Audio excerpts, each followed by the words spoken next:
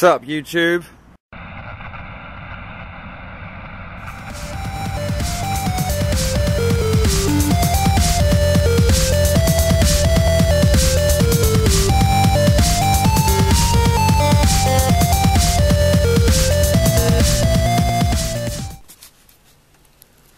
Well, Superbus Project Mk.2 Episode 1. Welcome back, guys. It's been a long time, 5 years since I last uploaded the very first Superbus video. And here we are now with the second one. We've learnt lessons from the first one, obviously. I'm going to be a bit warm in here. I'm going to be all like worn out of breath, all that business. Because it's hot. I'm excited and all that good stuff. We spent 6 hours yesterday driving this vehicle back from Yorkshire, up north. We live down in Essex. And yeah, I'll just give you a quick tour because I promised you all a video. As soon as I got it, I promised I'd show you the video.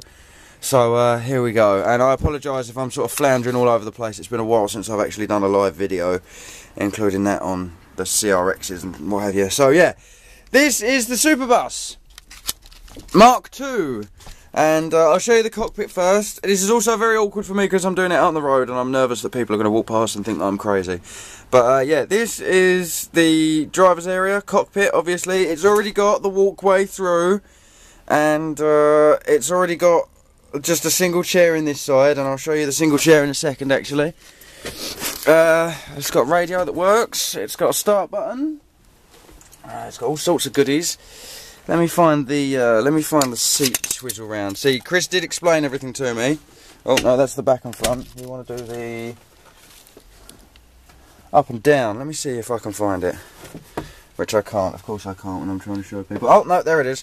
Okay, so now with that, so we can spin it round. So that's exactly what I wanted in the first Superbus. Was just a single seat that I could walk up the middle of, and then have access to the back and still be able to use the driver's area and that kind of thing. So that's awesome, that's fantastic. All the armrests come up and that as well. So you could just sit here, feet up, enjoying the company of everyone else in the Superbus. We'll get to the rest of this in a minute. This also knocks back, I think. Hang on. Yeah, there you go. So worst comes to the worst case scenario, we can always just put someone in there to sleep. So that's always good. But yeah, let's crack on. We've got a wood stove down here, wood burner, so that'll keep us warm in the winter months, which is excellent. I'm looking forward to that. It needs a few repairs, but we'll sort that out. Chris was also kind enough to donate a load of fire starting material and all that good stuff. I think there's some bits and pieces, some lights. I haven't even had a chance to look through most of this stuff properly since we got it home. My intention was simply get it home and then figure it out on the way. Chris was trying to, bless Chris, yeah, he was trying to explain everything to me yesterday, and it was just like, after being driven to Wigan for the first day and then driving the hour and a bit to his place, God bless him, he is a legend and I absolutely love him to pieces, but I couldn't take barely anything in it. The only thing I think I remember is the Zig unit up the back there, which we'll talk about in a minute, and then some other bits and pieces regarding the lights and the captain's chair, and that was about it. And even then he had to sort the captain's chair out for me when I messed it up. We got this sofa here, which might be coming out and replacing with just a ordinary sofa beds type deal that we've got going on. And this has got storage underneath it, so if I just move all this stuff, there you go, there's storage underneath there, and I think that'll either make a nice little battery bay or something like that if we decide to move the battery bay. But that's all the way along there, so that's all storage in there. We've got these like windows which open. There you go. This is sort of like a secret one. I think this one here also, yeah, this one here, if you flap these down, you could bring another window up, so then you can add privacy. And the thing is, it's all foam lined, so it's all got this sort of, I don't know if you can hear that, but it's got that sort of felt on it, felt foam. And that just makes excellent soundproofing. So when I want to bring the computer and everything out here to do the YouTube videos or a laptop or whatever with fraps on it, I'll be able to do that and I'll still be able to be sounding closed, as it were. There's a chest of drawers down there, more storage. I might stick my wardrobe in there, to be honest with you, because it's nice and it's got some space. Some more insulation at the back there. I think that's maybe for the cooker or something, or just to keep the heat in. So yeah, there's the chest of drawers. Here's the... Now, I'm going to see if I can do this one-handed. There's a remote for all the lights and everything.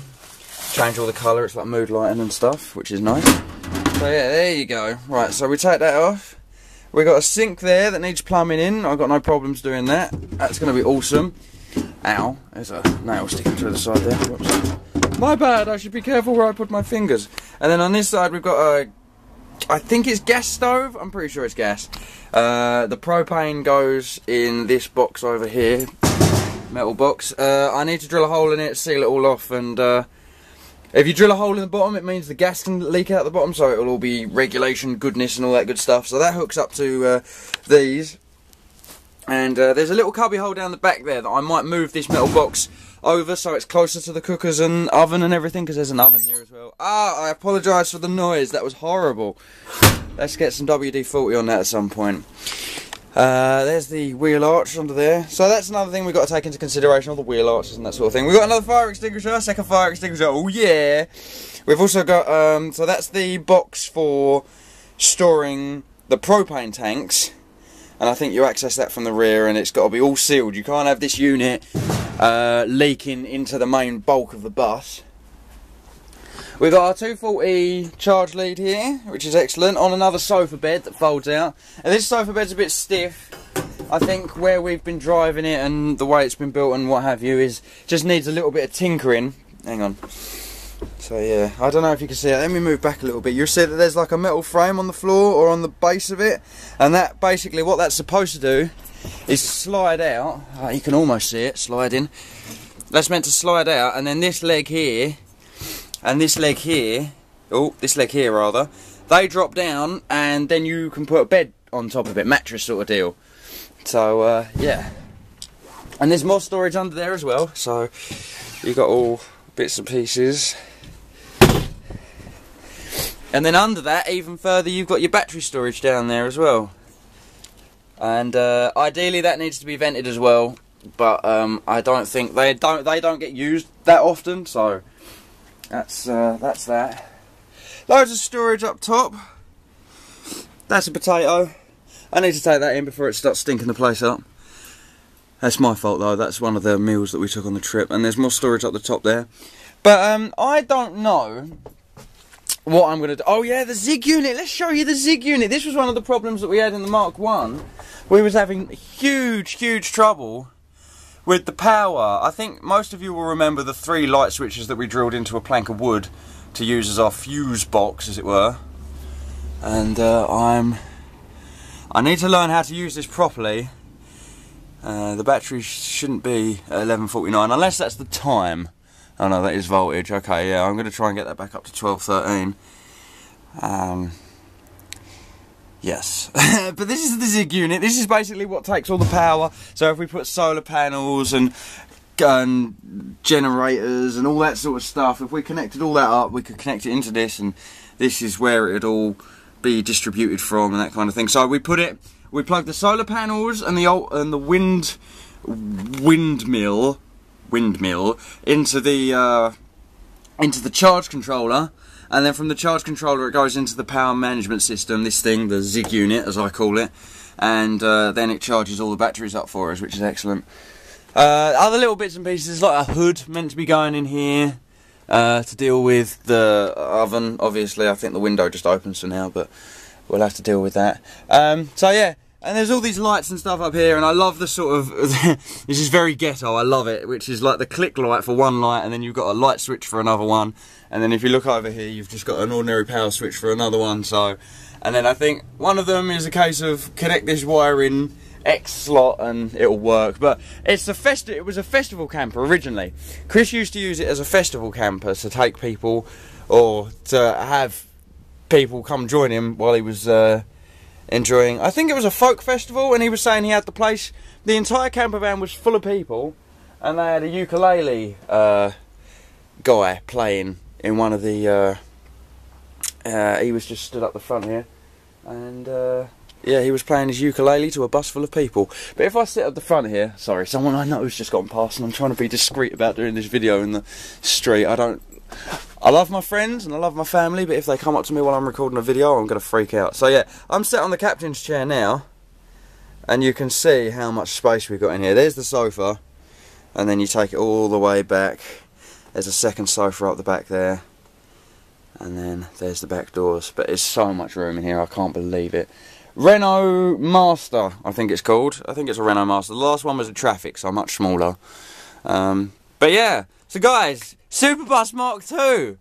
I hope you're as excited as I am. I cannot wait. I'm still a bit worn out from the journey. I'm hoping that a couple of my friends like Nick and Fredders will be over later, and I will show them the Superbus and they'll give me their ideas. But yeah guys, Mk.2, it's back. I'm so glad we're back, man. I cannot wait. And then this is the ticket to freedom, innit? Do you know what I mean? Get this sorted out. All wood lined, so we don't have to worry about drilling into metal and stuff like that. We've got to be careful about the power cables, but obviously I'll do my usual magic with the electronics and get that all sorted. But yeah, Superbus Mk.2. I can't wait, guys. This is going to be amazing. This is my ticket to freedom right here. So yeah, I'm sure there's probably stuff that I've neglected to tell you, and I apologise if that is the case. But like I said, I'm out on the road here at the moment, and with the old Superbus it was easy to do because it was on the driveway. I could just talk for hours, and if people gave me funny looks, then it was my own problem. Do you know what I mean? It was on my driveway, so I felt a bit more secure. But it's a bit funny doing it out on the driveway. But I just wanted to get a video out for you guys because, you know, you absolutely 100% deserve it, waiting the 3 years or 4 years since the last Superbus video. So there you go. But yeah, welcome back. Let's do this. Come on, Knux Veeone, Superbus Mk.2. 100%. Let's get it done. I will catch you on the next one, guys. Take it easy, lots of love, and thank you so much for the support. All the best. Bye bye.